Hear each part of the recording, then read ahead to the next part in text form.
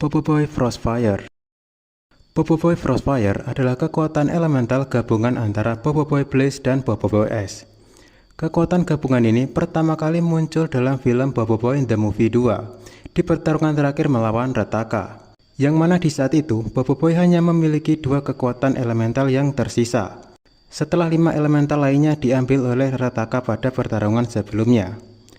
Alih-alih menggunakan kekuatan berpecah, yang mana itu akan melemahkan kekuasaan elementalnya, Popoboy di dalam kondisi terdesak ini menemukan cara baru untuk mengalahkan Rataka, yaitu dengan menggabungkan 2 elemental yang tersisa saat itu, yaitu Blaze dan Ice. Selain muncul pada Popoboy The Movie 2, Popoboy Frostfire juga di dalam Popoboy Galaxy Story di episode ketiga pada kompetisi memasak melawan Koali, di mana di sini Popoboy menggunakan jurus panas beku untuk memasak Tom Yum. Untuk penampilannya cukup spesial, yang mana dari semua kekuatan fusion hanya Popoboy Frostfire yang mendapatkan 2 skin langsung, yaitu pada Popoboy The Movie 2 dan skin Master Chef pada Popoboy Galaxy Story. Popoboy Frostfire cenderung memiliki kepribadian Popoboy Blaze yang pemarah dan sedikit sombong dibandingkan Popoboy Es yang cukup tenang. Untuk beberapa jurusnya telah diperlihatkan, di antaranya tinju berapi beku, lutut berapi, panah bakar beku, semburan panas beku, dan tumpukan tinju bom beku. Popoboy Glacier. Kekuatan fusion Glacier debut pada Popoboy The Movie 2 setelah Popoboy berhasil merebut kembali kekuatan tanah dan kristal dari Rataka. Kekuatan ini menggabungkan Popoboy Gempa dan Popoboy Es. Tak banyak yang diketahui dari Popoboy Glacier ini, karena hanya muncul sangat singkat di filmnya.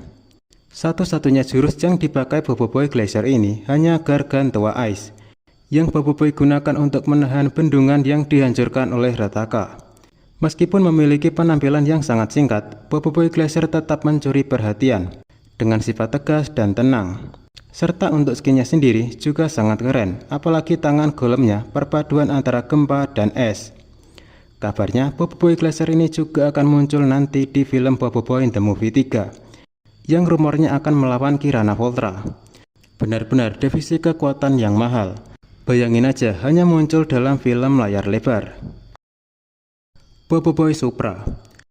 Dari semua elemental fusion, Popoboy Supra adalah yang terbaik saat ini dari segi kekuatan. Bagaimana tidak, Popoboy menggabungkan 2 elemental terkuatnya, yaitu Halilintar yang terkenal cepat dan Solar yang terkenal dengan kekuatan besarnya. Fusion Supra ini digunakan Popoboy untuk melawan Rataka, dan terbukti Popoboy memenangkan pertarungan. Pada pertempuran terakhir ini, Popoboy benar-benar aura farming, dengan berbagai jurus perpaduan Halilintar dan Solar, seperti gerakan Supra, pedang sabit Supra, tembakan jari Supra, dan sebagai finishing saat melawan Rataka, tembakan Super Supra. Yang saking kuatnya jurus ini, Rataka terdorong sampai keluar atmosfer planet. Dikarenakan kekuatan Supra yang sangat besar, Popoboy sampai kehabisan tenaga setelah menggunakan fusion ini. Popoboy Supra memiliki penampilan yang teramat keren dengan perpaduan merah, putih, dan kuning. Popoboy Supra menggunakan senjata mirip sabit dan senjata Supra berbentuk seperti cakra yang digunakan untuk mengumpulkan energi solar dan halilintar. Selain muncul pada Popoboy The Movie 2, Popoboy Supra juga hadir dalam Popoboy Galaxy Windara episode kedua saat melawan prajurit Reramos. Popoboy Sori. Popoboy Sori adalah kekuatan fusion pertama yang muncul pada series Popoboy Galaxy Art Story. Popoboy Sori adalah perpaduan elemental solar dan duri, atau yang bisa disingkat menjadi Sori. Pertama kali Popoboy menggunakan kekuatan fusion Sori saat melawan raksasa Jumbosaur. Lucunya, nama Sori berasal dari Gopal, yang terinspirasi setelah Popoboy Solar dan Duri meminta maaf. Yang dalam animasinya, Popoboy berkata sorry atau maaf karena berdebat nama fusion mereka, fotosintesis atau bunga matahari. Telah diputuskan bahwa nama fusion mereka adalah Popoboy Sori, yang berarti solar campur duri. Untuk penampilannya, Popoboy Sori digambarkan menggunakan kostum khas Popoboy Solar yang dipadukan dengan lapisan hijau dan duri-duri khas Popoboy Duri. Menggunakan senjata berupa pecut yang pada ujungnya terdapat bola-bola duri yang bisa mengeluarkan berbagai jurus seperti libasan durian Sori, bunga mekar berduri, dan letupan Sori berduri. Penampilannya sangat singkat pada Boboiboy Galaxy Story, yang hanya muncul pada akhir cerita pada episode ke-6. Boboiboy Gentar.